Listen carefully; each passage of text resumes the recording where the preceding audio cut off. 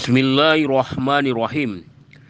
Qala Rasulullah sallallahu alaihi wasallam, "Idza atasa ahadukum falyaqul alhamdulillah wal yakul lahu akhuhu yarhamukallah.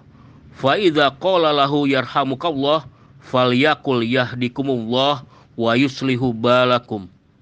Telah bersabda Rasulullah sallallahu alaihi wasallam, "Jika salah seorang dari kalian bersin, maka hendaknya dia mengatakan alhamdulillah, dan saudaranya mendengarnya mengucapkan yarhamukallah.